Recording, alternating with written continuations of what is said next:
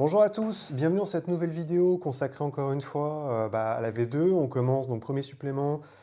Ça va changer radicalement puisqu'on va parler aujourd'hui du sabbat. Donc le sabbat qui est la secte antagoniste à la Camarilla, qui est une faction qui va devenir de plus en plus importante dans l'histoire à la fois du métaplot, dans les mécaniques du jeu, par beaucoup d'aspects, notamment en offrant des chemins alternatifs à l'humanité. C'est le moment où moi je commence à avoir un peu de mal. Pour moi, j'en ai déjà parlé. Pour moi, c'est une très grosse erreur. C'est-à-dire que le sabbat était envisagé comme étant une sorte de secte étrange, incompréhensible, qui avait rejeté son humanité, ou en tout cas avait une très très basse humanité, et embrassait, entre parenthèses, le fait d'être complètement la nature vampirique des choses, tout en gardant un mystère extrême qui était que simplement, quand les gens rejoignaient le sabbat, on n'entendait plus parler d'eux, ils changeaient, ils étaient différents, ils vivaient dans une sorte de culte de mort. Personne ne savait vraiment ce qui se passait. Tout ce qu'on savait, c'est que c'était une sorte de euh, espèce de guérilla lancée sans arrêt sur les autres, sur la Camarilla, sur les villes de Camarilla qui pouvaient arriver en tout instant. Et l'inconnu, en fait, qui était lié à la nature même du sabbat, le rendait beaucoup plus original et intéressant. Je pense que face à la pression populaire, je pense que face aux exigences de la création d'une gamme, puisqu'il y a aussi ce problème-là, c'est qu'il y a un moment, la Camarilla, enfin le vampire peut être développé sur une base qui est simplement de vous donner des nouvelles villes à chaque fois, qui sont contrôlées par la Camarilla, avec le sabbat qui arrive juste en pression, mais le besoin de développer une gamme qui est déjà présent, qui en fait est antérieur au sabbat, puisque si vous vous rappelez, dans le guide du joueur, dans le guide du maître, on commençait à vous montrer notamment les lignées, qui sont une autre manière de jouer à vampire, à savoir des, euh, des familles de vampires basées sur des clans qui ont tous des pouvoirs supplémentaires, mais qui sont extrêmement succincts. Le choix d'étendre la lignée vampirique, la famille vampirique, a déjà commencé de manière assez violente. Et donc il y a un moment où, aussi bien mécaniquement, parce qu'il faut décrire ce qu'ils font dans les stades de PNJ, que en termes de proposition de jeu, à savoir qu'est-ce que les joueurs veulent jouer, je pense qu'il y a eu l'obligation de se dire bon bah maintenant on est obligé d'éclaircir le sabbat, qui pour moi qui est pas une bonne idée, mais bon voilà, c'est un peu comme les clans indépendants. Donner de la couleur et de la consistance aux clans indépendants ne pose aucun problème en soi, avec des propositions fortes qui vont être bon, les Sétites qui sont grosso modo c'est Tulsadum, les Giovanni qui sont le parrain mais avec des nécromants. Ça me pose aucun problème, mais je trouve que c'est pas très intéressant à jouer parce que justement ils sont extrêmement caricaturaux dans leur composition. Ils ont des propositions de jeu extrêmement fortes qui limitent pour moi beaucoup de choses qu'on peut faire. Allez-y, jouer un Giovanni dans un groupe qui est de la Camarilla ou du Sabbat. Vous n'allez pas vous marrer, c'est pareil, le Sétite, son seul but c'est de corrompre tout le monde. Le Ravnos, le traitement des Ravnos, c'est pas terrible en termes, disons, en termes de subtilité. Et les derniers que j'ai oubliés, bon, les Assamites, Assamites, c'est encore plus rigolo, je trouve, en méchant, parce que c'est des assassins. Donc, par définition, à moins de jouer que des Assamites, ça va être compliqué. Bref, tout ça passé, je pense que c'est l'heure de vous donner un aperçu donc, du guide du joueur, qui, dans la grande tradition de faire le maximum de fric, il y a un livre qui est dédié aux joueurs ici présents, et il y aura un livre dédié au maître du jeu qui va aller sur les côtés un peu plus cradoc, encore plus du sabbat. Essentiellement, quand je dis crade, c'est mécanique. Donc sans plus tarder, on est parti.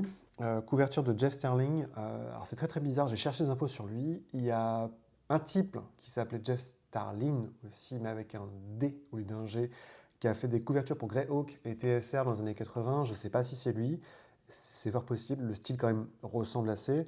C'est quelqu'un qui va faire deux couvertures en tout cas pour White Wolf. Et j'ai vu qu'il y a un autre Jeff Sterling qui existe, et je ne sais pas si c'est lui, qui est animateur et qui bosse dans l'animation, qui a notamment bossé sur Spawn, qui a bossé sur Batman contre le fantôme masqué, qui continue en fait à bosser aujourd'hui pour Cartoon Networks, pour des gros majors. Je sais pas. J'aimerais bien, je serais curieux de savoir, mais je pense que c'est fort possible parce qu'il y a quand même une très très grosse connexion entre le monde du jeu de rôle, le monde de l'animation et dans la création le monde du jeu de rôle, enfin le monde du jeu vidéo qui va commencer aussi un peu à prendre son élan. Mais pour moi, les connexions sont assez évidentes que beaucoup de gens qui sont devenus animateurs ont commencé à bosser chez White Wolf en freelance parce que ça fait du fric et sortis d'école quand ils ont eu un portfolio assez conséquent, beaucoup ont migré vers l'animation. J'avais déjà parlé d'une dame dans ce cas-là. Ce supplément est fait par, vous le voyez, ça ne doit pas défoncer ma caméra. Ce supplément est fait par Steve C. Brown. Donc Steve C. Brown, c'est un peu le mystère que j'ai sur cette, ce livre. Parce qu'en fait, c'est quelqu'un en gros, c'est quelqu'un qui a fait beaucoup de travail chez White Wolf, notamment, donc c'est lui qui va déployer le Sabbat. C'est lui en fait le chef d'orchestre de qu'est-ce que le Sabbat. Donc ça, on peut, même si j'aime pas tout, on peut pas lui enlever qu'il a quand même beaucoup fait et il a donné au Sabbat une forme qui est originale, qui est très différente de la Camarilla. Et c'est lui aussi il va pas mal bosser sur un peu les côtés tarés du monde des ténèbres. Notamment, c'est lui qui va faire le guide des Formeries. Donc les Formeries sont les humains qui sont possédés par des Bane, donc des démons, enfin, des esprits maléfiques dans le monde de White Wolf, qui est un gros moment de dégueulasserie. C'est lui, il va bosser sur il va bosser sur les légions dans Wraith. Donc les légions, c'est les armées fantomatiques pour aller vite. Il va beaucoup apporter pendant quasiment ouais, 5-6 ans. Il va être un très très gros monsieur chez White Wolf. Il va aussi faire mais ce qui va causer entre parenthèses sa perte, en tout cas pour White Wolf, enfin pour Vampire la Mascarade, c'est qu'il va faire un supplément qui s'appelle les sombres Dirty Secrets of the Black Hand, donc les sombres secrets de la main noire, qui est un supplément que j'adore, personnellement, que je trouve absolument génial, et c'est l'un des suppléments les plus polémiques qui existent à travers tout Vampire la Mascarade. Vous pouvez en parler à tous les gens qui connaissent un petit peu la gamme, vont lever les yeux au ciel, vont dire que c'est complètement nul. Moi, j'ai trouvé ça génial. On aura l'occasion d'en reparler, mais vous inquiétez pas, c'est comme dans Matrix, une fois que vous l'avez lu, vous posez beaucoup plus de questions qu'avant, et votre perception de la ligne éditoriale de White Wolf risque de changer énormément.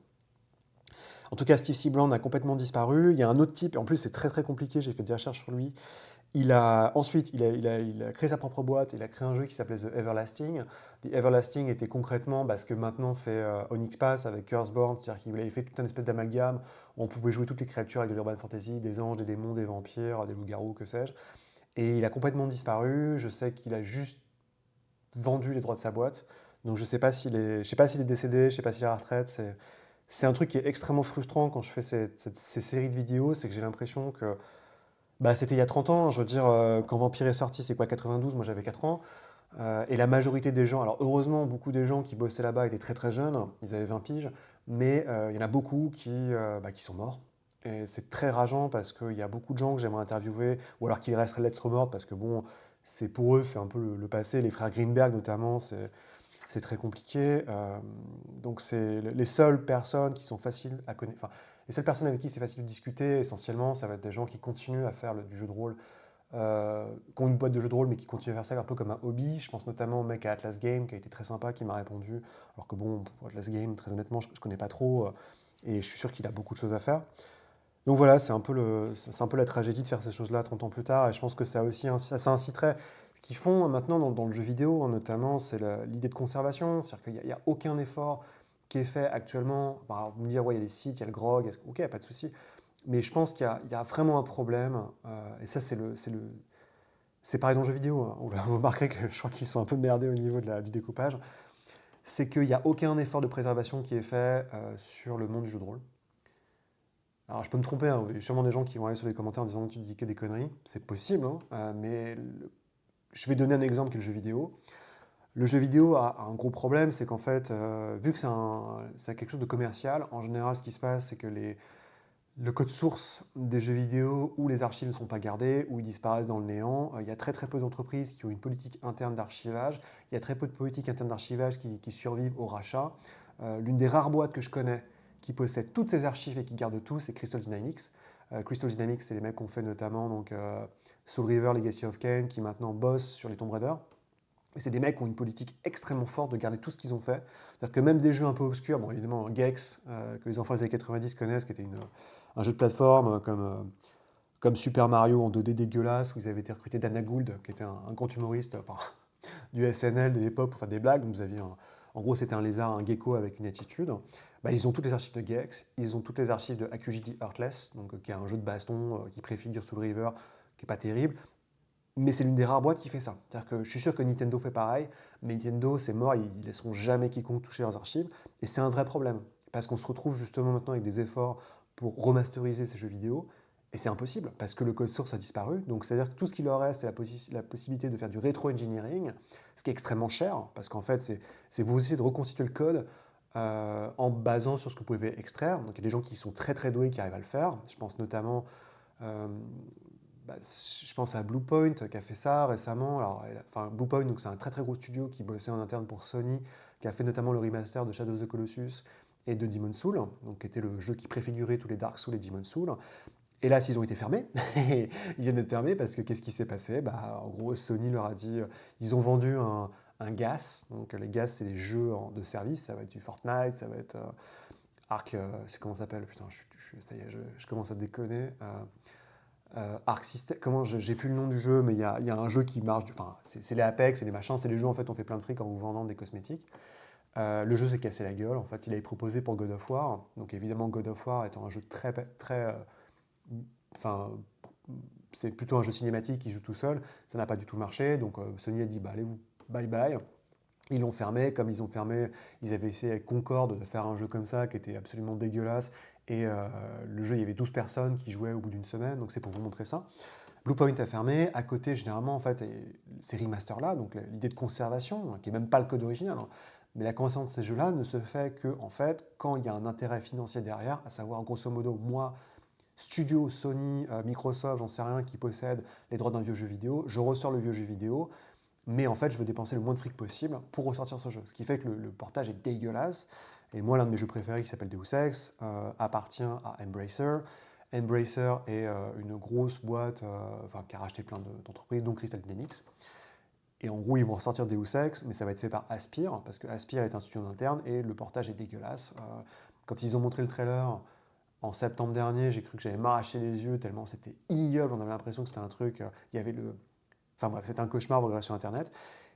Et ça, c'est quelque chose qui est propre aux jeux vidéo, mais qui, à mon avis, se retrouve dans dans tout un peu toutes les industries un peu créatives où il n'y a pas, où c'est juste, bon, l'idée c'est de faire du fric et éventuellement de garder les choses. C'est compliqué après de pouvoir aussi conserver parce qu'il y a plein de sources, hein. Il y a beaucoup de freelances qui vont bosser. Là, vous voyez tous les illustrateurs dont je vous parle, tous ces gens-là, ils ont tendance à disparaître ou ils ont leurs archives personnelles s'ils ont pensé, mais après ils vont déménager, ils ont les gamins, ils ont le machin, donc des fois il y a des choses qui se perdent dans les cartons. Et ouais, c'est chiant quoi, c'est très très chiant. Alors je sais qu'il y a des gens qui sont. Ça incombe en fait à des bénévoles de faire ces actions-là et de vraiment bosser pour ça. Je pense notamment à Awesome Lies, qui est un mec qui est un très très très, qui a une tronche en Warhammer absolument démentielle, qui va chercher toutes les personnes, toutes les archives dans sa grosse collection de White Dwarf pour trouver les informations sur à quoi ressemblait le jeu de rôle Warhammer au tout début. Et il va sortir un bouquin, donc je vous encourage fortement à l'acheter. Mais bon, c'est un peu triste qu'on en arrive à ça, à savoir des impulsions venues de tiers, de fans, autres, pour trouver les informations et que tout se perde un peu dans le néant. Bref.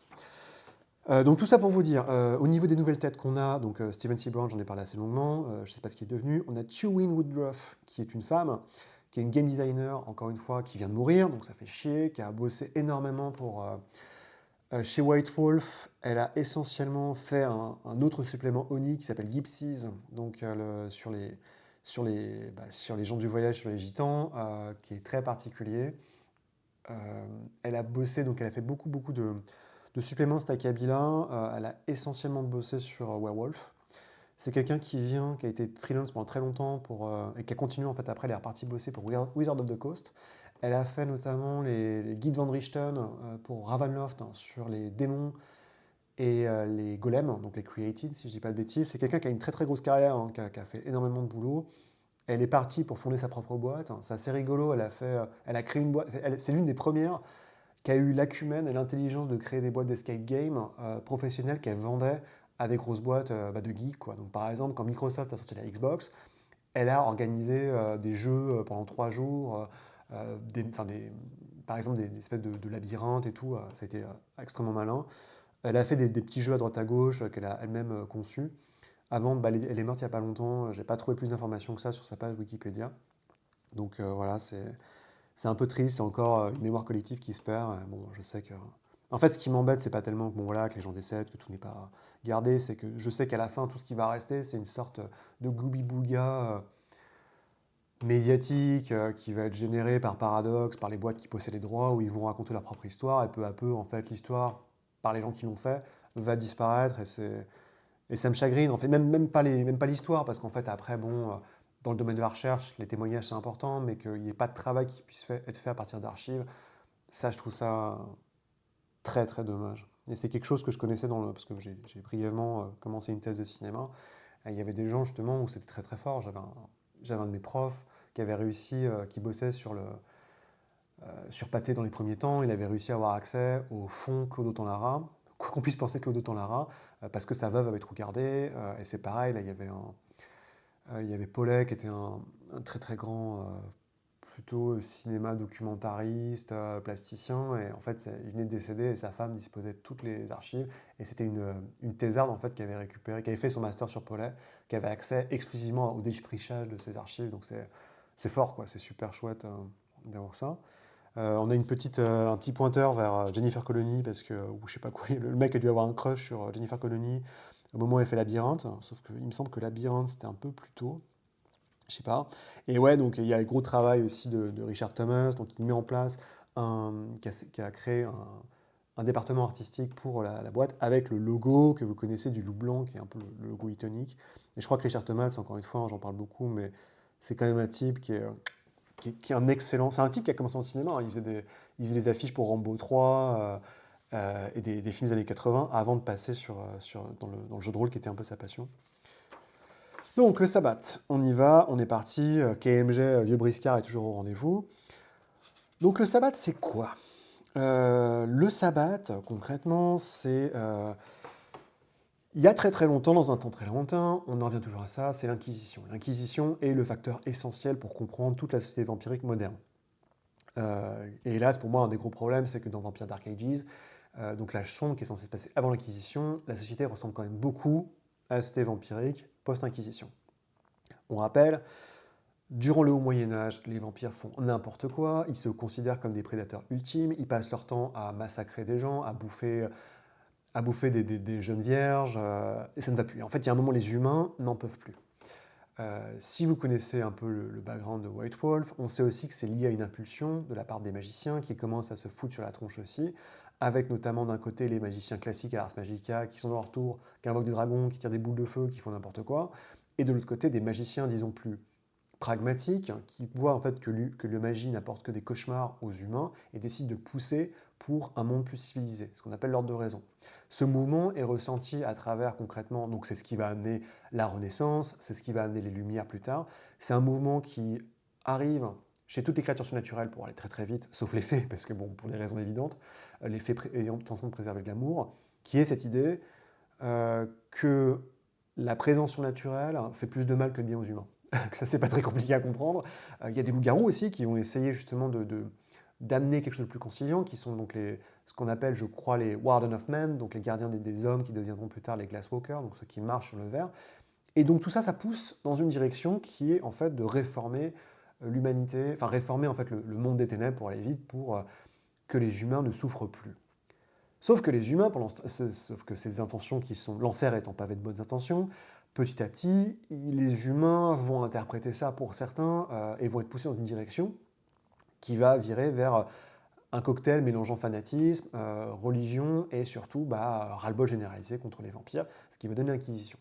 L'Inquisition est donnée par notamment Thomas de Torquemada, qui était un sadique, qui va lancer cette Inquisition-là, qui va révéler beaucoup, beaucoup, beaucoup de vampires, et de sorcières, et de loups-garous, mais bon, les loups-garous, ils peuvent toujours passer en forme crinos et défoncer tout le monde, et ils ont le délirium.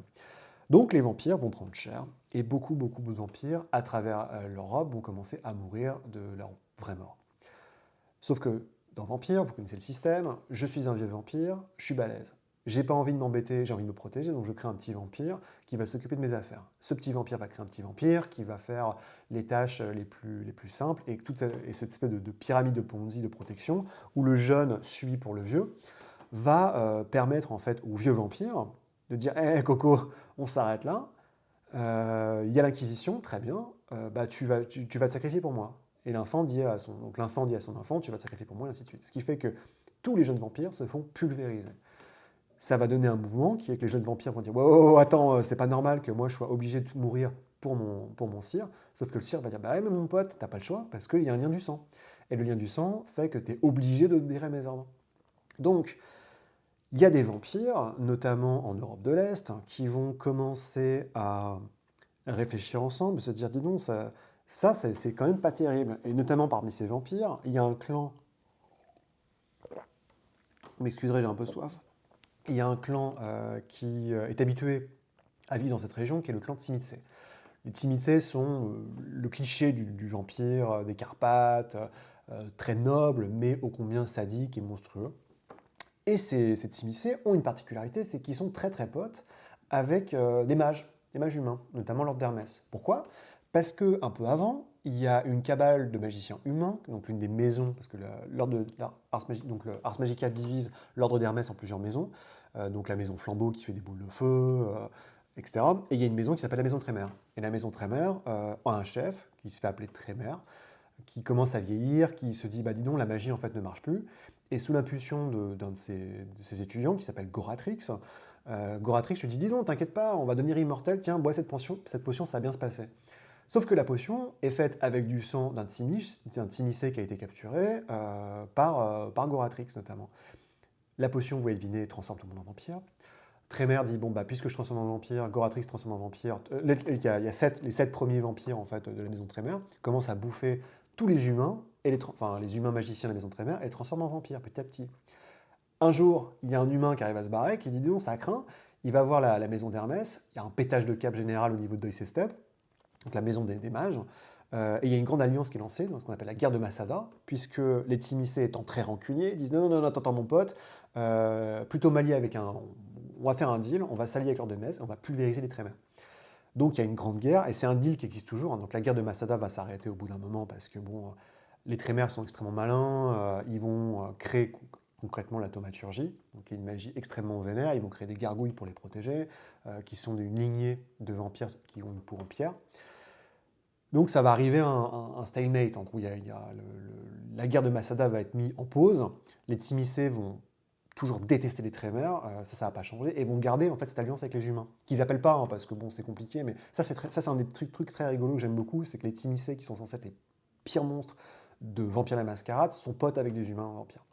Et donc, en tout cas, ces Tzimisce ont appris quelques petits trucs auprès des magiciens et connaissaient déjà quelques petits trucs. Ces petits trucs, c'est une autre sorte de magie qui n'est pas la thaumaturgie, qui est la magie coldunique.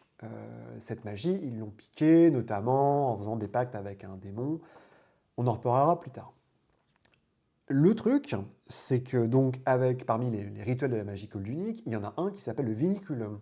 Et le viniculum, c'est un truc rigolo. On revient à nos petits potes anards aux petits vampires qui sont dézingués par l'Inquisition. C'est que en mélangeant son sang avec le sang de 5-6 vampires et en accomplissant un rituel, on peut casser tous les liens du sang. En gros, on crée un faux lien du sang. C'est comme les vaccins. On vous injecte un lien du sang qui n'est pas méchant, en gros qui vous lie à 5-6 mecs qui ont votre âge, et ça casse tous les liens du sang, ça vous rend immunisé à tous les liens du sang que vous possédiez avant. Ce qui fait qu'on a donc ce qu'on appelle les anarques, qui sont ces espèces de meutes, et c'est là d'où vient le terme sabbat.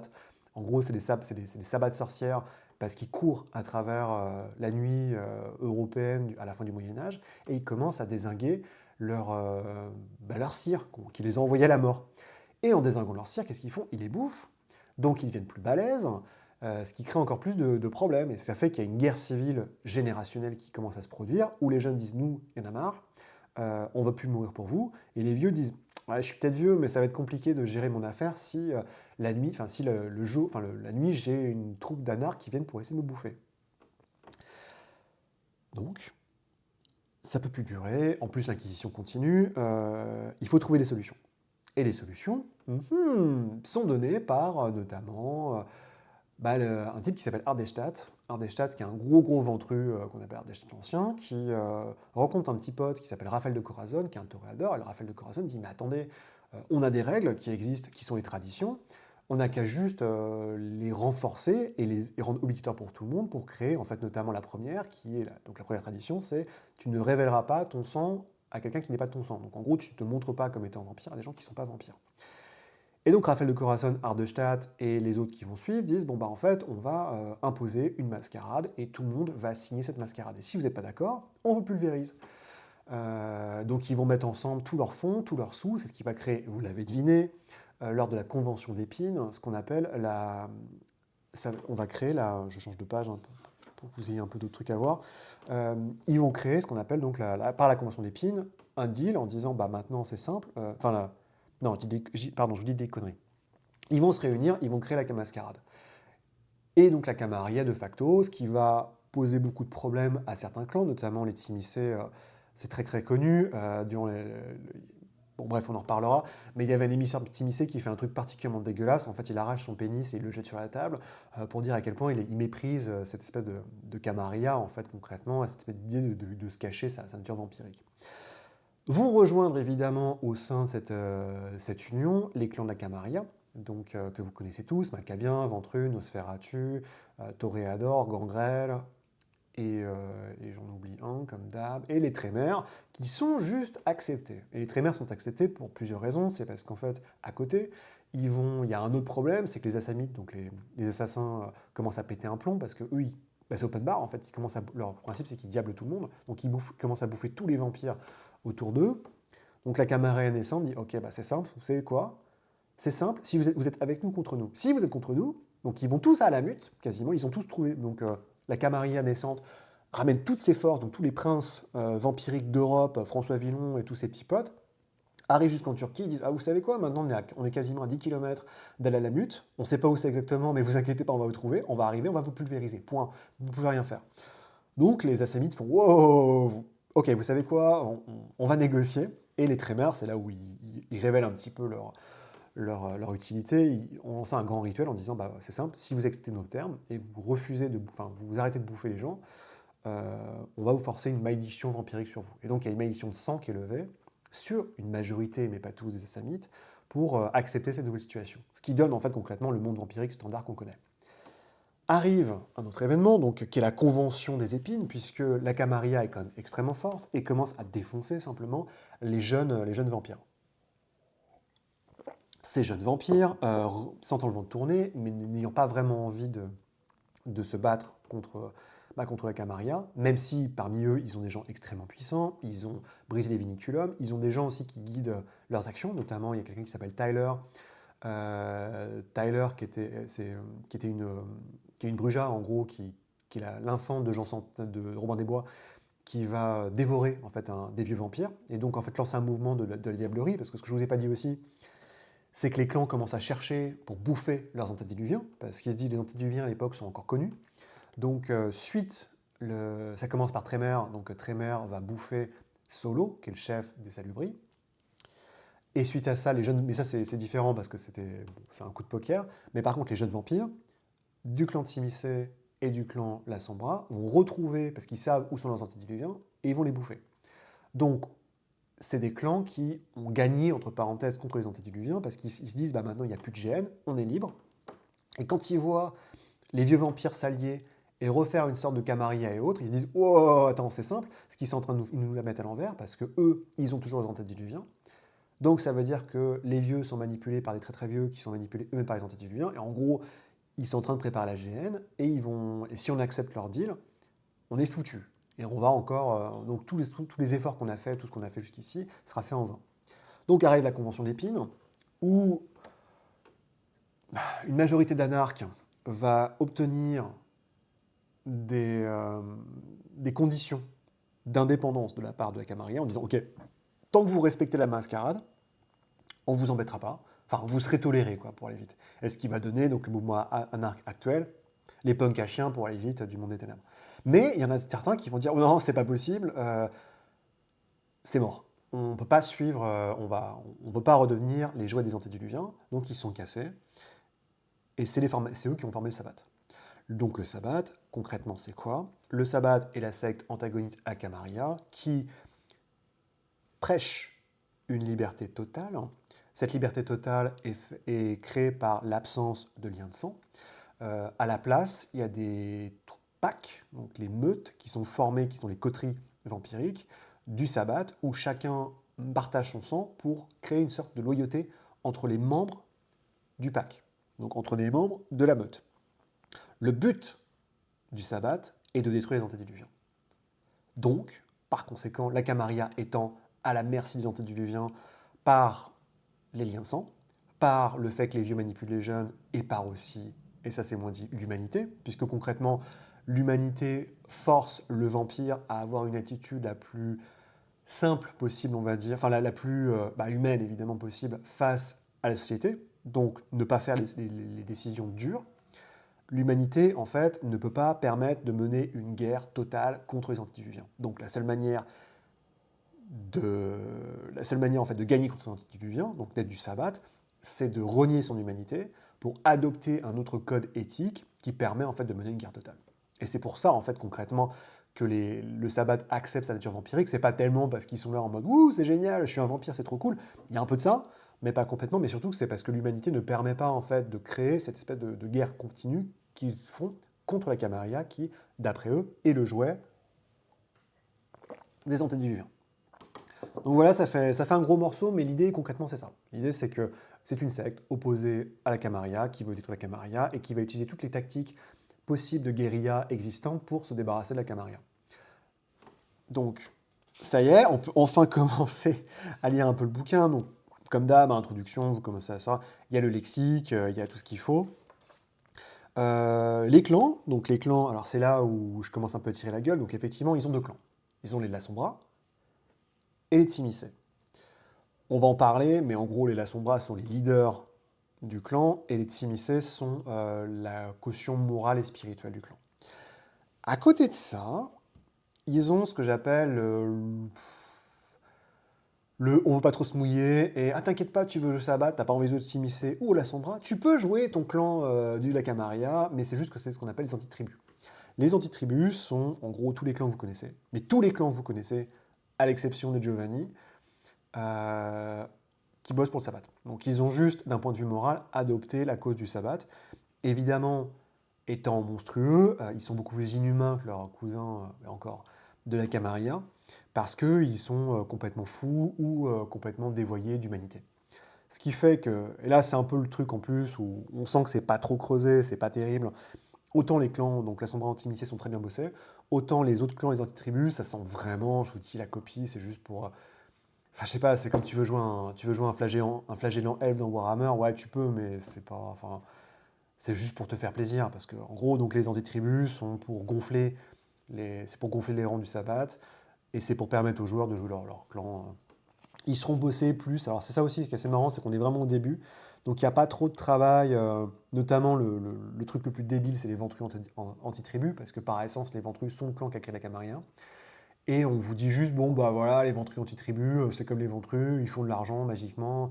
Et ça changera. C'est-à-dire qu'après, dans la revise notamment, on va envisager les ventrus anti-tribus comme étant des paladins. Ce qui est logique en fait, ce qui est censé. C'est-à-dire que c'est des ventrus qui n'ont jamais accepté le fait de se cacher dans les ombres et qui veulent garder les ventrus comme étant des hauts seigneurs qui se battent pour un code moral. Ça marche beaucoup mieux. Mais il y en a d'autres, c'est vraiment pas terrible, c'est les mêmes mais plus méchants, quoi, pour aller vite. Et il y a aussi, alors, il n'y a pas de ces petites anti-tribus, mais il y a les serpents de lumière où c'est exactement pareil. Et enfin, il y a les Panders, donc, qui sont des caïtifs, mais qui ont été assemblés sous un type qui s'appelle Joseph Panders. En gros, il n'y a aucune différence. Ça leur fait plaisir, mais ils sont toujours aussi traités comme des nazes. Donc la structure, alors c'est là où encore ça devient compliqué, on va y passer un peu de temps, je suis désolé. Donc la structure du sabbat est très différente de celle de Vampire la Masque, enfin de la Camarilla. Il n'y a pas de prince, il n'y a pas de shérif. En gros, l'idée c'est qu'il n'y a pas de primogène. Donc tout en haut, en fait le sabbat a ce truc rigolo où ils se moquent, ils ont des titres et des rangs qui sont basés sur l'église catholique, en disant ouais non mais vous inquiétez pas, c'est une blague. En fait, quand on y réfléchit 5 minutes, je pense que c'est pas vraiment une blague, et qu'il y a vraiment un... En fait, l'ironie est devenue l'ironie est devenue normale. C'est comme les mecs qui s'habillent en néo-nazi qui disent non mais c'est ironique. Non, t'inquiète, c'est pas ironique en fait, t'es juste un connard. Bah là c'est un peu pareil en fait. Ils ont une espèce d'idée de... Bah, c'est une secte qui est basée uniquement sur la religion, la foi, et donc en disant ironiquement ah regardez et tout, on est tous cardinaux, on est tous cardinaux, priscus et compagnie. Bah en fait non, ça devient vraiment, ça devient une sorte de religion pour aller très vite. Donc le sabbat, techniquement, est dirigé par le régent. Donc le régent, c'est une seule personne qui donne tous ses ordres à l'ensemble du sabbat. Il est aidé par les priscus. Les priscus sont, pour aller très vite, les ministres. C'est eux qui donnent un peu le là, c'est eux qui prennent le pouls à la cité, ils sont extrêmement vieux, ils sont extrêmement balèzes. On ne peut pas être régent, en fait, il n'y a qu'un seul régent. Le régent est basé à Mexico City, donc Mexico City, c'est le QG du sabbat à travers le monde, c'est le pouvoir politique du sabbat. La ville, le QG spirituel du sabbat, c'est Montréal. Donc tout est en Amérique, tout est en Amérique, hein, dans les Amériques. Le Priscus a, en fait, c'est un statut qui est assez flou, ils peuvent donner des conseils, et il sert de contre-pouvoir aux cardinaux. Les cardinaux sont les députés, pour aller vite, du sabbat. C'est eux, les cardinaux gèrent en fait des zones géographiques extrêmement importantes.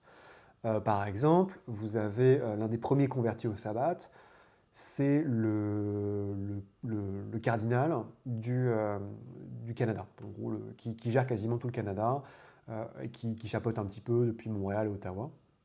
Et donc c'est vraiment des zones qui sont extrêmement larges, hein. On parle, c'est des pays où c'est des régions entières. Je crois qu'aux États-Unis, il y en a un côte est, un côte ouest et un au milieu, pour aller vite. Et techniquement, donc, les jeux de pouvoir sont là. Donc les cardinaux peuvent faire barrage. Les cardinaux sont les primogènes, donc ils peuvent faire barrage aux régents, mais les priscus sont censés en fait être un peu passe-partout comme des justicars. Enfin, c'est plus haut que des justicars, hein, c'est vraiment, c'est pas des mecs ça peut être des mecs de terrain, mais c'est vraiment les gens qui donnent le là sur la direction à prendre du sabbat. En dessous, vous avez les archbishops et les bishops. Donc les archbishops, c'est ce qui se rapproche le plus du prince, mais un peu plus élargi. Donc c'est pas l'archbishop. Alors je suis désolé, hein, je sais qu'il y a un terme en français, mais pour aller très vite, l'archbishop, il va gérer non seulement New York, mais quasiment l'État de New York. Et le bishop, il va gérer New York. Donc le bishop est là pour aider l'archbishop. Et en dessous, c'est open bar en fait. En dessous, ça va être on est juste au niveau des, on est en dessous, c'est juste des structures de guerre. Donc c'est les packs, donc c'est les meutes. Les meutes ont chacune un prêtre et potentiellement un ductus, si je dis pas de bêtises. Donc le prêtre donne le là et enfin le prêtre c'est le leader en gros spirituel, mais c'est aussi lui qui est de facto le leader le leader en fait du pacte. C'est lui qui va aller voir le ductus ou l'archbishop. Donc le ductus c'est un peu au milieu, c'est comme un shérif pour dire bah voilà ce qu'on a fait, voilà comment on a aidé le sabbat. Mais l'idée c'est que chacun est responsable. En fait, la liberté a un prix et cette liberté elle doit être réalisée par chaque personne de manière indépendante. C'est à vous de vous prendre en charge en fait, parce que si vous ne faites pas votre boulot, les autres membres de votre meute vont vous défoncer et ça sera bien fait pour vous quoi quelque part. Mais à l'inverse, ils vont vous filer un coup de main quand vous n'allez pas bien. Enfin, c'est comme une secte, enfin une secte dans le terme français, quoi. C'est-à-dire que les gens restent dans le sabbat parce qu'ils sont aidés et ils sont surveillés à la fois par les gens qui sont psychologiquement et qui sont avec eux et qui en plus combattent avec eux parce que le sabbat c'est une organisation de guerre. Donc le but c'est de se battre. Il y a aussi donc beaucoup de factions. Je vais pas y revenir. J'ai fait une tâche sur mon truc. Je vais pas y revenir maintenant, mais en gros, pour aller très très vite, il y a eu 2 guerres civiles déjà dans le sabbat, donc c'est pour vous montrer à quel point ça marche bien. Et ces guerres civiles ont donné conduite à une formalisation de ce qu'était le sabbat, qui s'appelle le Code de Milan, qui dit à peu près ce que je vous ai dit. Donc notre but c'est de détruire les antédiluviens, vous répondez aux régents, et patati, votre PAC est votre meute est très important. Donc vraiment pour concrétiser, c'est un truc qui s'est fait dans les années 20, si je ne dis pas de bêtises, donc c'est assez succinct, mais au moins ça donne des règles sur le sabbat. Mais il y a des mouvements politiques. En fait, dans le sabbat, il y a ceux qui disent, il y a les ultra-conservateurs qui sont là en train de dire on en a rien à foutre, on prend nos épées, on va défoncer tout le monde. Il y a les loyalistes qui vont dire bah ouais, mais bon, d'un côté, on est quand même une organisation, on doit se structurer. Il y a ceux qui essaient de les tempérer, qui disent qui sont généralement plutôt des babacools du sabbat, qui essaient de dire non mais il faut quand même qu'on trouve un équilibre, peut-être qu'on devrait juste essayer de convertir les gens de Camariens et ça va tomber naturellement. Enfin, c'est très compliqué. Il y en a 5-6. Là-dedans, on en reparlera dans le guide du maître, parce que sinon, je vais y passer toute ma journée. Autre pointe, il y a 2 autres organisations qui sont très importantes dans le sabbat. Il y a la main noire. La main noire, c'est le SWAT. Pour aller très très vite, c'est le SWAT du sabbat. C'est les mecs qui sont méga balèzes. Les membres de la main noire ne répondent en fait que à la main noire au sein du sabbat, et la main noire, techniquement, ne répond que aux régents. Dans les faits, la main noire, c'est comme les gardiens de la Révolution en Iran, ils font ce qu'ils veulent. Et un membre de la main noire peut effectivement rentrer dans n'importe quelle troupe, dans le pack du sabbat, et être acceptés. En fait, ils donnent de leur temps pour aller vite. Ils donnent de leur temps pour faire partie de ça. C'est vraiment des méga balèzes. C'est le SWAT, en fait, SWAT vampirique du sabbat. Et enfin, il y a l'Inquisition. Parce que, n'oubliez pas, on est dans Vampire la Mascarade, un jeu qui est basé essentiellement sur l'Ancien et le Nouveau Testament, où la religion chrétienne est très importante. Donc, je vous dis que le sabbat, tout le monde est libre, c'est génial. Au sabbat, vous n'êtes pas obligé de suivre l'humanité, c'est génial. Sauf que, qu'est-ce que ça implique? Eh bien, rappelez-vous, on est dans un monde où les démons ont un rôle très important, donc il y a des vampires qui disent bah, c'est cool, je vais faire de l'infernalisme. Je vais vendre mon âme pour avoir plus de pouvoir et dégommer tout le monde. Et ça craint. Ça craint parce qu'en fait, ça parasite et ça détruit l'intérieur, le sabbat, puisque concrètement, ça veut dire que vous avez une bombe à retardement qui va essayer de corrompre et détruire d'autres sabbats qui sont acquis à la cause de la main noire, donc du sabbat en général. Et surtout, en fait, ils ne pensent qu'à leur gueule, ils ne pensent qu'à tout détruire et ils sont liés, en fait, ils ont perdu leur liberté, parce qu'ils appartiennent physiquement à un vampire, à un démon. Donc le sabbat a créé une inquisition, et là a éclaté. Donc l'ironie n'est perdue pour tout le monde, pour personne. Donc ils arrivent et ils sont pas très nombreux, ils sont une quinzaine, mais par contre quand ils arrivent en ville, c'est fini quoi. C'est-à-dire qu'ils peuvent passer par le feu tout le monde, ils ne répondent à personne, ils sont complètement indépendants, donc c'est extrêmement violent, c'est l'équivalent des Justicards. Et les derniers dont j'ai, donc c'est si vous voulez jouer à Space Marine, enfin si vous voulez jouer à Inquisitor dans le sabbat, éclatez-vous. Et enfin il y a un dernier groupe qui existe, qui est l'équivalent des archontes de le sabbat, c'est ce qu'on appelle les Templiers. Donc les Templiers sont les gardes du corps des cardinaux, des priscus. Mais ça, c'est pas aussi important. On aura l'occasion d'en reparler. Bon, l'histoire, je vais pas vous la refaire. Je viens d'y passer quand même quasiment une demi-heure. Et le sabbat, donc concrètement aujourd'hui, ce qu'il y a à comprendre, c'est qu'ils sont ils sont hyper implémentés en Amérique, dans les deux Amériques, surtout en Amérique du Sud où ils contrôlent quasiment tout. En Amérique du Nord, ils contrôlent pour aller vite toutes les villes où il ne fait pas bon vivre. Donc ils vont être à Chicago, enfin ils vont pas être à Chicago, mais ils vont être à Détroit. J'en passe des meilleurs. Ils sont moins nombreux, ça c'est très important, ils sont beaucoup moins nombreux que la Camarilla. Ils ont moins de fric que la Camarilla, mais ce qu'ils n'ont pas en ressources, ils le gagnent en ferveur. C'est assez simple à comprendre. Leurs tactiques sont assez débiles, hein. C'est les fameux shovelhead. Donc en fait, quand ils arrivent dans une ville, ils veulent défoncer la Camarilla, ils veulent détruire la Camarilla. Ce qu'ils font, c'est qu'ils prennent des humains, ils les foutent, ils les vident de leur sang, ils les mettent sous terre, ils versent quelques gouttes de sang à travers la terre pour qu'ils se réveillent, et les humains nouvellement vampires sortent de terre et ils sont en frénésie. Ils sont balancés et dominés pour aller attaquer les lignes de la Camarilla. Et ceux qui survivent peuvent devenir vrais sabbats. En gros, ils ont survécu à leur époque shovelhead, donc tête de pioche, et ils peuvent être introduits comme étant des vrais sabbats. Ce qui a l'avantage, donc déjà, un, de traire le bon grain de livret, et de deux, de retirer toute forme d'humanité qu'ils peuvent avoir en eux.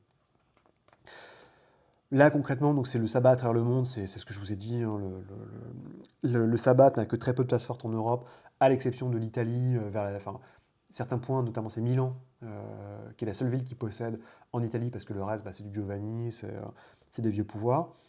En Espagne aussi, ils ont une présence qui est très très forte, mais sinon, essentiellement, c'est le terrain de chasse de la Camarilla. Ils sont très impliqués, aux États-Unis, pas tellement en Asie, parce qu'il y a les vampires d'Orient qui ne sont pas encore décrits, et dans le Moyen-Orient, ils n'ont aucun pouvoir, parce que c'est la terre des Sétites, et les Sétites détestent les servants de la lumière, ça ne le fait pas. L'idéologie, je vous en ai déjà parlé, donc c'est l'idée que la gêne arrive, et que de toute façon, la seule moyen de survivre à la gêne, c'est de tuer les antédiluviens, et donc c'est pour ça que le sabbat se décrit comme étant l'épée de Caïn, parce qu'ils partent du principe, ils interprètent que Caïn veut détruire les antédiluviens, et que donc ils sont là pour aider Caïn. Les croisades, en gros, c'est les guerres menées contre les cités qui appartiennent à la Camarilla. Les tactiques qui sont encouragées, donc on vous dit les shovelhead, machin, c'est pas mal, ça aide, ça donne un petit peu un côté plus simple en fait pour comprendre concrètement comment ça marche. Et le fait qu'ils utilisent l'humanité de manière assez éparse. Parce que l'idée c'est que vu qu'ils n'ont aucune humanité, qu'ils considèrent les humains comme des gibiers, les humains ont quand même leurs utilités. Sachant que, ouais, techniquement, il n'y a pas trop de ghouls, en fait. Ils ne sont pas très fans des ghouls, et c'est pour ça aussi un des gros problèmes, en fait. C'est que vu qu'ils se considèrent comme une sorte d'unité militaire d'élite, les humains ne sont pas utiles, sauf que les humains sont très utiles, en fait. Quand vous voyez les Camarilla, l'essentiel du pouvoir de la Camarilla vient du fait qu'ils ont de l'argent, qu'ils contrôlent les médias, la politique, alors que le sabbat, par essence, n'en fait pas trop, quoi. Ils ont quelques alliés qui sont très rares. Alors, c'est là où j'ai un peu halluciné. Bon, les humains, j'en ai déjà parlé. Les rongeurs d'os chez les loups-garous. Alors j'ai un peu de mal à croire quand même que les rongeurs d'os, quand ils voient un vampire qui a une basse humanité qui pue le verre à 10 km, ils n'aient pas envie de lui décapiter la tête. Et certaines sociétés amérindiennes, où c'est un peu particulier, en fait, les gangrels anti-tribus qui vivent dans les champs, enfin à la campagne, ont des bons liens avec eux, mais bon, c'est un peu... Et des cultes vaudous liés au serpent de la lumière. Donc les limites, j'en ai parlé, hein, c'est que c'est pas très très bien. Enfin, ils ont pas beaucoup de fric, ils sont pas si nombreux que ça. Et en fait, quand tu passes ton temps à jouer au lemming et à les foncer contre des murs, en général, c'est un peu compliqué. Ils ont en fait aussi des forces opposées. Donc, je vous ai parlé que le Sabbat recrute essentiellement des antitribus, mais ils ont aussi des antitribus qui sont du côté de leur, qui viennent en fait de leur sein. Et parmi eux, on va avoir notamment donc, les Lassambris anti-tribus. J'y reviendrai, mais il y a des Lassambris anti-tribus. En fait, quand Graziano a mangé, a bouffé l'individu anti-tribu, le plus vieil enfant existant, parce que Graziano était assez jeune, le plus vieil enfant de l'antédiluvien, donc c'est un très très très vieux vampire qui vient quasiment du fin fond de l'Afrique, au tout début à toute fin de la préhistoire, a dit bah non, moi j'en ai rien à foutre. Et du coup, vu qu'il est tellement balèze que personne n'a rien fait, donc il a créé en gros, il est devenu nonobstant automatiquement anti-tribu. Et les Tsimissés du vieux pays, donc, sont les Tsimissés un peu old school, qui vivent toujours en Europe de l'Est, qui n'ont pas trop envie de bouger, qui n'en ont rien à foutre, à part leur cheptel, ils en ont absolument rien à foutre. Et ils n'ont pas vicissitude, donc, qui est la discipline de clan des Tsimissés. C'est voulu, c'est un choix, on en reparlera dans Dirty Secret of the Black Hand. Donc comment faire jouer le sabbat, on vous explique le principe des meutes avec les rituels, et toute la difficulté en fait, et toute l'ironie quelque part du sabbat, c'est qu'évidemment, donc le principe du sabbat, c'est que techniquement vous êtes libre. Vous êtes copains, vous êtes avec votre pack, c'est super, c'est génial, vous passez votre temps à taper la gueule à la Camarilla, c'est cool. Sauf que vous êtes un vampire. Le vampire, par essence, a peur de mourir et est inhumain. Donc, il y a un moment, cette loyauté va être mise à mal contre votre ambition personnelle. C'est-à-dire que pour monter les échelons, vous devez prouver, vous devez devenir prêtre. Pour devenir prêtre, il faut que vous fassiez la nique d'une manière ou d'une autre à vos potes. Donc, il faut que vos potes meurent. Il faut que vos potes fassent de la merde et que vous passiez pour étant le meilleur élément de la meute auprès auprès du ductus, auprès du bishop. Donc ça veut dire qu'il y a un moment, vos liens du sang, soi-disant gentils, youpi, vous êtes tous copains et vous avez fait un viniculum, comment dire, ça va se limiter. Et ça veut dire qu'il faut que vous fassiez la politique, encore plus de politique en interne par rapport à une coterie, la Camarilla, où tous les petits jeunes essayent de se protéger les uns des autres parce qu'ils n'ont pas trop le choix sinon ils vous servent poutrés. Donc en gros, l'idée c'est que vous ne pouvez évoluer en fait, au sabbat, donc évidemment il y a la diablerie qui est organisée, donc ça c'est pas trop le problème, mais au sein du sabbat, on ne peut monter que comme à la Camarilla en écrasant les autres. Et ça commence par écraser ceux qui sont du même rang que vous.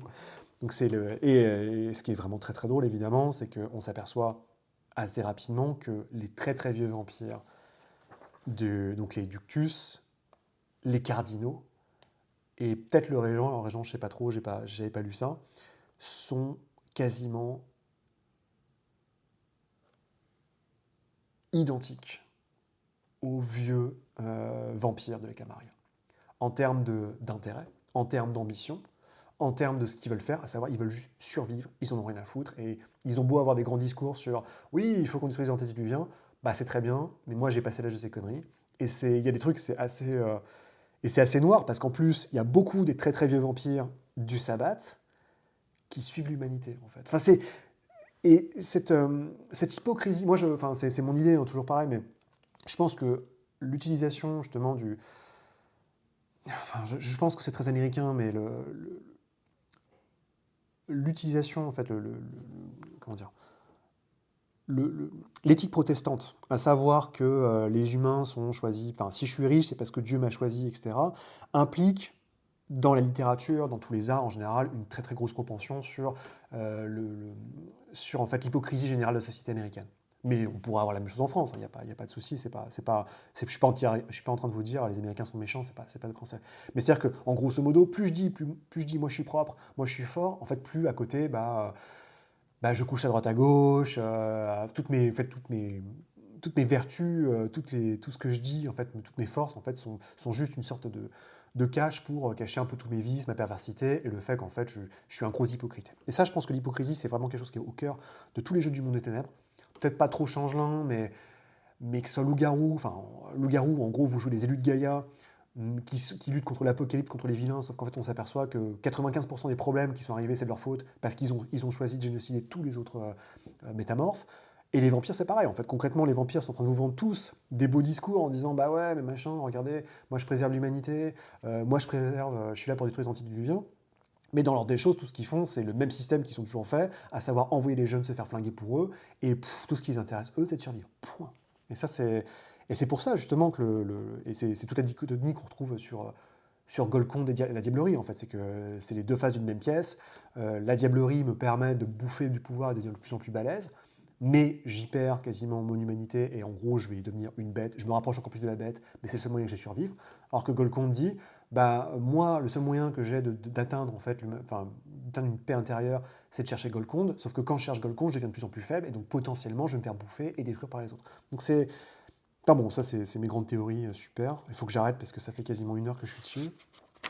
Donc on vous donne aussi tous les côtés un peu fun de la vie dans le sabbat, donc des jeux débiles, un peu la Jackass, où on court partout, on tire sur les gens dans la rue, enfin voilà, c'est les côtés que j'aime pas trop du sabbat, où en fait on cherche à s'amuser, il y a des grands rituels qui sont faits, notamment la paella grande, qui sont des rituels obligatoires tenus comme des fêtes, en fait c'est un peu interville chez le sabbat, pour aller vite. Donc c'est des jeux qui sont toujours cruels, hein. Ça se passe souvent aux dépens des humains. Ils ont aussi une très bonne relation avec le feu, c'est-à-dire qu'en fait, ils essaient de se battre contre le Rotschreck et la peur du feu des vampires en faisant des espèces de grandes courses endiablées sur des pistes en feu, enfin, il y a pas mal de choses comme ça. Les liens du sang, donc c'est un aspect assez différent, hein, comme on disait, puisqu'on bosse sur le vinculum. Donc plutôt qu'avoir un lien du sang, 1, 2, 3, ça y est, t'es un zombie, je te contrôle, vous avez un lien du sang qui est établi à chaque vinculum, un peu au hasard, qui définit les relations et selon le mélange du sang que vous allez avoir, en fait, la loyauté que vous avez envers chacun des membres de votre pack. Donc les rituels dont je parlais, hein, les autoritas ritae, donc qui sont préservés par notamment les prêtres, les ductus, où on vous donne à chaque fois les éléments, donc la danse de feu, les rituels de création. Donc en gros, je vous fous un coup de pelle, je vous fous sous la terre, vous ressortez et je me bats. Les duels c'est très très important aussi au niveau enfin du sabbat, parce qu'en gros, si vous duelez, vaincre en duel quelqu'un, ça vous permet de gagner du prestige. L'autre est obligé de répondre à votre duel parce que sinon il perd de l'honneur. Enfin, il y a tout un système, évidemment. Et les ignobilis ritae, qui sont ça, c'est vraiment les rituels faits, préservés par le prêtre dans chacun des packs. Donc voilà, voilà, voilà. Et la justice sabbat, qui est expéditive, évidemment. On n'est pas à la Camarilla, on attend tranquillement de faire un conclave et on appelle le justicar ou les archons. Là, c'est bon, c'est automatique. T'es torturé, on te brûle, enfin, selon le niveau du péché incriminé. Création de personnages, ça y est, on y arrive. C'est probablement l'épuisette. C'était l'une des membres du Sabbat à Paris qui se cache de François Villon. Donc les clans, on y est. Bon, voilà, ça vous connaissez, c'est un peu les steps. Très beau pastiche de Bill Paxton en Near Dark, Frontières de l'eau. Donc les Lasombras. Ça y est, on va y arriver. Putain, je suis qu'à la moitié du bouquin. Je suis même pas à la moitié du bouquin, je crois. Les Lasombras sont le reflet noir des Ventrus. Là où les Ventrus cherchent à influer, les Lasombras cherchent à dominer et dire c'est moi le chef. Les Lasombras pratiquent une sorte de darwinisme social où le but c'est de dominer l'autre, de détruire l'autre pour prendre sa place. C'est aussi simple que ça. Donc tout naturellement, ils ont dit bon bah je vais devenir ces fameux gardiens, parce que c'est les gardiens de mon frère, sont devenus les leaders du sabbat parce qu'ils ont envie de dominer, parce que le Timi, c'est quelque part. C'est pas que ça, ils en ont rien à foutre, mais bon, c'est pas vraiment leur centre d'intérêt. Et donc les Lasombras dirigent le sabbat, c'est eux qui ont mis en place les espèces de titres, les titres ecclésiastiques, puisqu'en fait, avant, ils vivaient essentiellement, en fait, ils prenaient des places au sein de la religion catholique, notamment en Espagne. Ils ont un truc qui est particulier, donc comme je dis, ils ont bouffé leur antédiluvien, et ils ont accès à une sorte de poche, un monde de ténèbres, littéralement. C'est-à-dire qu'en fait, ils ont une poche qui amène sur une dimension obscure, qu'ils peuvent utiliser et manipuler à l'envie pour en fait invoquer des ombres ou se créer un double d'ombre, se téléporter, j'en passe et des meilleurs. Cette discipline s'appelle obténébration. Personne ne sait vraiment d'où ça vient, personne ne sait exactement comment ça comprend, comment ça marche. En tout cas, c'est très utile. Par contre, ça a un problème, c'est que la faiblesse de la sombra, c'est qu'en fait, il ne se reflète pas dans les miroirs. Donc, comme les vampires classiques, c'est très très embêtant parce que ça fait que vous ne pouvez pas être vu dans un miroir et ça marche pour les appareils photo, ça marche pour les caméras. Donc, tout de suite, votre nature vampirique est très facilement révélée. Il y avait un mec, putain, il y avait un mec sur le Reddit ou de White Wolf du World of Darkness qui disait mais est-ce que imaginons, si mon personnage, la Sombra, mais si mon personnage, la Sombra, met un costume de mascotte lors d'un jeu de football américain, donc ça fait que j'ai déguisé en poulet géant, quoi, et qui commence à courir sur le terrain, et si je suis pris en photo et en vidéo, est-ce que je disparais ou pas? Et j'avais répondu, quelque part, dans la dimension de ténèbres, la chose qui était l'antédiluvien, la Sombra, pleure alors que un de ses arrière-petits-enfants est en train de courir sur un stade de foot au milieu des pom-pom girls déguisés en canard géant.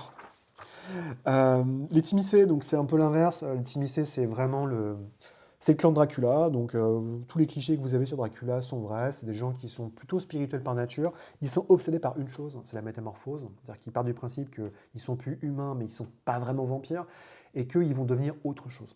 Et que donc toute l'idée, c'est qu'ils ont une discipline qui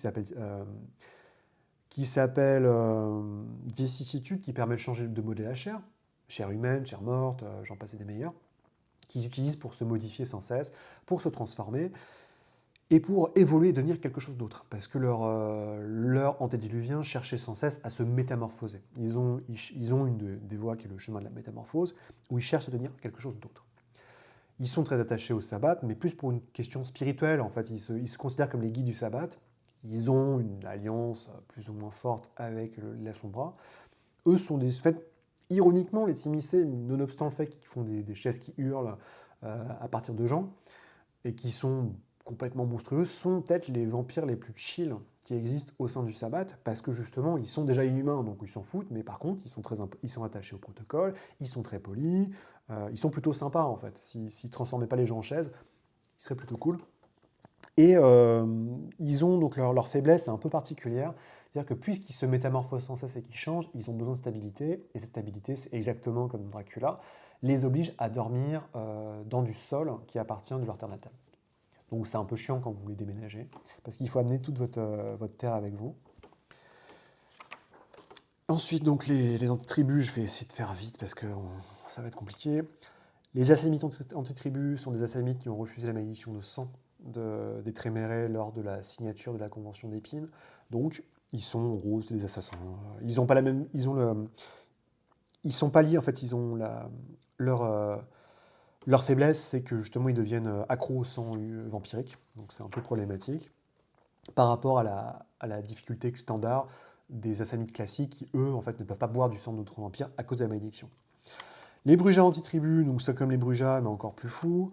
Les gangrels anti-tribus sont particuliers. Il y a les gangrels, les gangrels des villes et les gangrels des champs.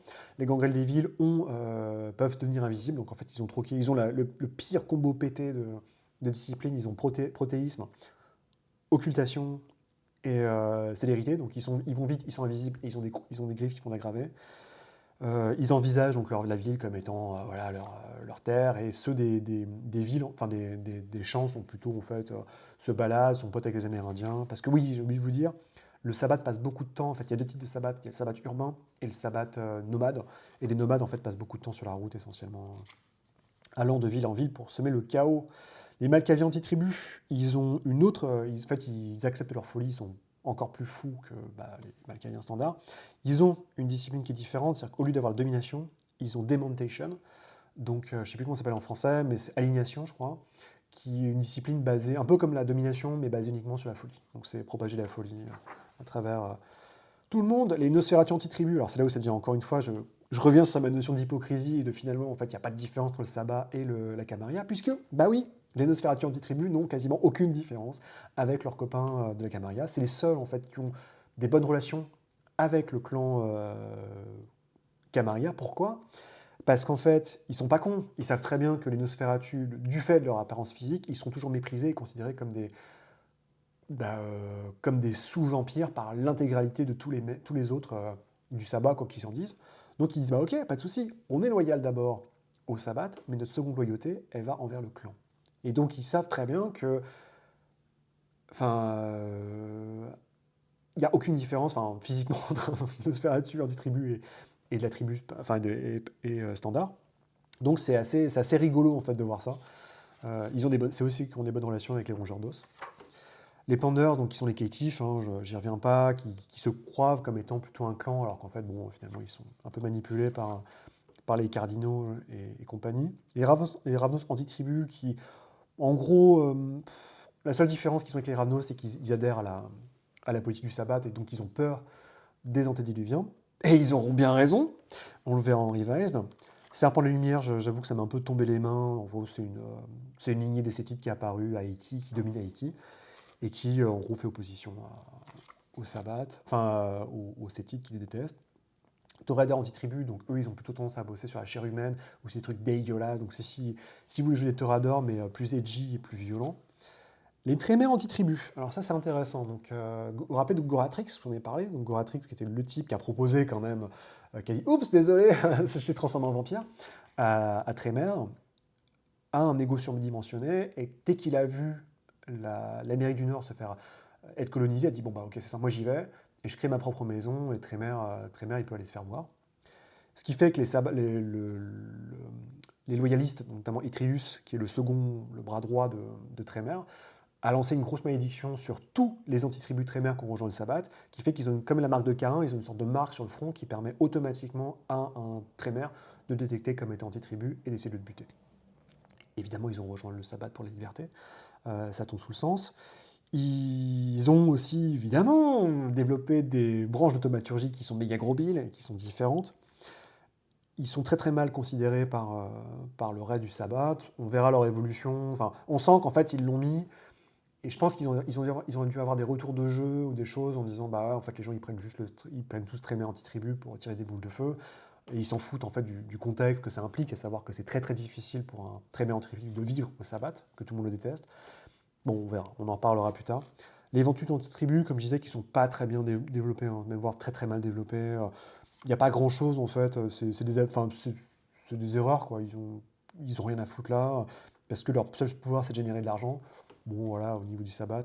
Ça changera, donc ils vont un peu les rebrosser pour en faire des sortes de paladins plus tard, ce qui marche plutôt bien. Et on arrive vraiment, moi, à ce qui m'embête le plus dans cette reconsidération du sabbat comme étant un élément jouable, c'est les chemins, les voies d'illumination.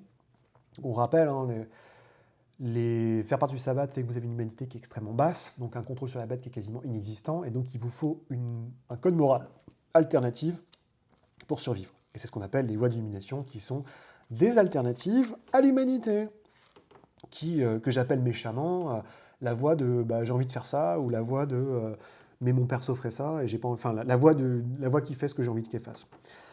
Ou pour pas s'emmerder avec l'humanité, pour pas s'emmerder avec des complexes, des dilemmes moraux, on va dire. Donc il y en a beaucoup, il y en aura encore plus par la suite. Je vais aller très rapidement. Le chemin de Caïn, donc l'idée c'est de pratiquer la diablerie pour se rapprocher de Caïn.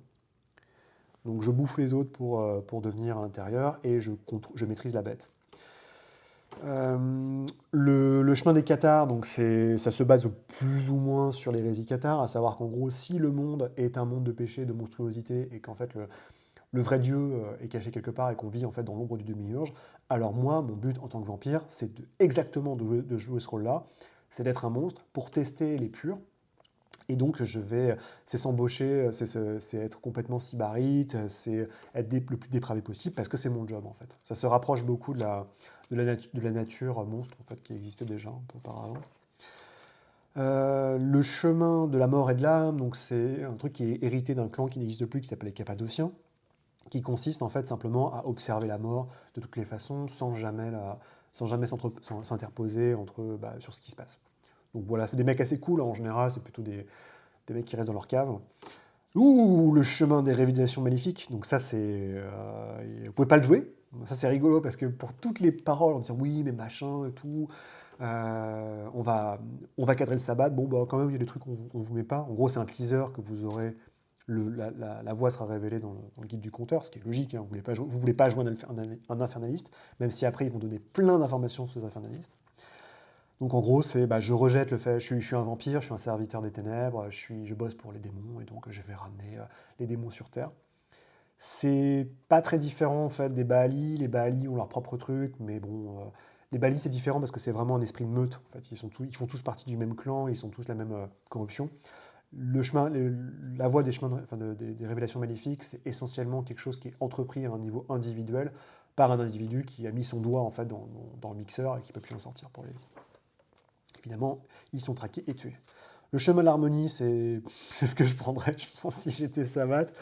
C'est le chemin cool, en gros. Vous êtes tous gentils, vous êtes un peu bisounours, donc vous dites, ok, j'ai une bête en moi, bon bah tant pis, voilà, je vais vivre avec, et puis je vais juste tuer un animal quand j'ai besoin de tuer un animal, je vais juste manger quand je vais prendre besoin, je vais pas prendre plus, et je vais pas me poser de questions sur le côté politique. Il ne faut pas que je sois trop humain, il ne faut pas que je sois trop vampirique, et puis basta.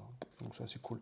C'est un chemin qui est quasiment pas utilisé, en fait, parce que c'est le chemin Baba Cool, qui ramène vers Golconde, étonnamment, donc, alors que c'est pas un chemin d'humanité. Et le chemin de la Coronora, je pense que c'est si vous voulez faire une campagne Space Marine Inquisitor, il faut y aller, c'est ça. Donc en gros, c'est j'ai donné ma parole, c'est un code de chevalerie pour aller très très vite, et vous êtes là pour blaster des démonistes, c'est plutôt cool. Le chemin du pouvoir et la voie intérieure, donc c'est essentiellement pratiqué par les gardiens, donc par les Lasombra. Donc c'est l'idée, c'est que il faut que les vampires soient guidés. Et qui donc pour les guider, qui peut être meilleur pour les guider que moi? Donc le but c'est Machiavel, c'est je monte les échelons et qui même me suivent, il faut que les gens suivent mes ordres et ça se passera bien. Voilà, et le but c'est de monter encore plus les échelons sans cesse pour arriver tout en haut. Bon, les traits du sabbat, vous voulez des traits? Vous inquiétez pas, il y en a encore. Pour rêver, 10 œufs de bonne aventure, marcher sur le feu, changer son corps, charmer les serpents, super. Marcher sur une corde raide, oui, ouais, tant qu'à faire. Les connaissances supplémentaires sur la main noire, la camarilla, évidemment, le sabbat, les égouts, bah oui. Les nouvelles disciplines, donc Demontation, c'est un mix en gros entre domination et présence. Mais sous l'ombre de la folie, c'est je vous rends fou, je crée des passions, je rends fou tout le monde. Ça va jusqu'au niveau 10. Ah oui, c'est cool, on a jusqu'au niveau 10 de base. Niveau 10, c'est vous mettez tout le monde, vous mettez tout le monde dans le coma, ou la ville entière devient complètement folle. Obténération, pouf pouf mystère. Je crée des portails d'ombre, je me fais des griffes d'ombre, je me téléporte, j'invoque des ombres tueuses qui viennent de on ne sait où. Et à la fin, c'est carrément, je te bannis dans le Shadow Realm, comme dans Yu-Gi-Oh! Vous envoyez quelqu'un, pouf, mystère, dans le royaume des ombres, et puis il revient pas. Pratique. Vicissitude, donc je change mon visage, je me fais pousser un troisième bras, je modifie mes os, je me transforme, je me modifie, je me fais un cocon carrément pour me régénérer, je fais pourrir la chair, enfin la totale, c'est très très cradoc, et le dernier niveau c'est le T1000, en gros je vous fais exploser, et je me reforme après. Thaumaturgie, encore quelques petites, vous reprendrez bien quelques petits voies thaumaturgiques, don de Morpheus, donc c'est pour faire dormir les gens, contrôler les rêves. Nouveau rituel thaumaturgique. Ouais, bon, ça va, il y en a un paquet. Hein. Ouais, je suis désolé, j'ai la flemme de les lire, mais là, ça fait quand même très très long la vidéo. Il y a un paquet de rituels thaumaturgiques, comme vous voyez. Nouveau background, donc les arrière-plans, identité alternative. J'ai ma carte au niveau de la main noire. Je suis mon statut au niveau de ma meute. Et quelques changements mineurs sur les backgrounds existants. Les nouveaux Merit and Flows, bon, ça ne change pas trop. Vous êtes influé par les cycles lunaires. Vous voyez dans le futur, vous avez un pouvoir, vous pouvez faire de la magie. Bon, voilà. Vous avez 9 vies, donc c'est un grand classique. Vous pouvez mourir 9 fois, et puis je vous sauve 9 fois. Et vous portez dans les malus, on portait des porteurs de maladies, donc en fait vous transmettez les maladies aux humains, ce qui est super cool. Les vertus du sabbat ne sont pas les vertus humaines, évidemment, donc à la place de la conscience, du courage et du regret, si je ne dis pas de bêtises, vous avez donc la calousness. Donc calousness, c'est votre stoïcisme, c'est votre capacité en fait à faire les pires choses sans rien ressentir, votre sociopathie pour aller vite, vos instincts, donc c'est quand vous laissez la bête prendre le dessus pour agir, et votre morale, c'est pas, ouais, c'est le courage pour aller vite en fait, c'est ce que vous êtes, enfin c'est votre morale dans le sens militaire. Mais qui a utile à l'humanité la volonté et vos points de sang, donc les points de sang et l'humanité et la volonté reste, l'humanité généralement. Vous les mettez à la poubelle. Les frénésies sont beaucoup plus importantes évidemment que dans le. En fait, l'idée c'est que c'est pas. Vous avez moins de contrôle sur vous, mais vous pouvez plus ou moins contrôler votre frénésie plus facilement que le ferait un vampire de la Camarilla. Mais après, ils s'en foutent en fait concrètement, ils se laissent aller aux frénésies, puisque les voies d'illumination, les chemins d'illumination permettent en fait de limiter la casse en perte d'humanité. Des petits conseils et les templates qui vont bien pour finir, donc des persos jouables, donc l'assassin à sa mythe anti-tribu qui change pas trop de l'assassin à sa mythe tout court. Le, le dompteur d'animal gangral, donc c'est bien, vous pouvez faire des tours avec des chiens et des araignées. Le manipulateur à son bras, qui est vraiment le truc classicus, qui est pote avec tout le monde, qui va encore vous manipuler pour vous monter les uns contre les autres. Le mime, ça c'est génial, c'est le mime anti-tribu malcarien. Donc en gros, c'est un mec qui déteste les mimes, qui est normal, 3 quarts du temps il est normal, et puis il y a des nuits en fait, il sort, il se déguise en mime et il va assassiner des mimes dans la rue. Je trouve ça assez énorme. Plus il suit le chemin de l'harmonie, je trouve que c'est complètement con. L'anarchiste pendeur, donc c'est comme Eketif, ça change pas trop. Ouais, le maître des mystères, Serpent de la Lumière, donc c'est la version Wish du Cétite. Putain. Le sculpteur toréador anti-tribu, donc évidemment il sculpte sur le sang directement des gens. Et il a un magnifique, magnifique tablier avec du sang, c'est marqué faites un bisou au chef, et il coupe avec un scalpel. Le prêtre sinistre, donc en classique, hein, qui donne un peu le compteur moral du clan. Et le ventru qui s'étouffe, pas terrible, tu vois. Encore une fois, ils n'avaient pas encore l'idée de ce qu'ils voulaient vraiment faire sur notre tribu. On note que vraiment, moi je trouve par contre que Tim Brooks s'est vraiment amélioré notamment dans ses ancrages. Je trouve qu'il est vraiment bien meilleur. Ça, c'est vraiment du bien meilleur boulot que ce qu'il faisait en première aide. Et c'est un mec qui est très très fort. Bon, je vous passe sur l'appendice avec des tronçonneuses, des pouvoirs magiques, des objets magiques. C'est pas. Non, allez, on va s'arrêter là, ça fait... Et vous avez une petite page sur 4 pages du sabbat. Donc c'est le sabbat, le guide du jour du sabbat. Maintenant, on n'a pas fini, hein, vous aurez beaucoup plus d'éléments sur le sabbat en tant qu'entité, sa politique, les infernalistes, dans la partie qui sera réservée dans le guide du maître. Mais moi, je vais m'arrêter là, parce que ça va faire 1 heure et demie que je suis dessus. Et j'espère que vous avez appris des choses sur le sabbat. Et je vous souhaite une très bonne journée, et à très bientôt. Allez, salut!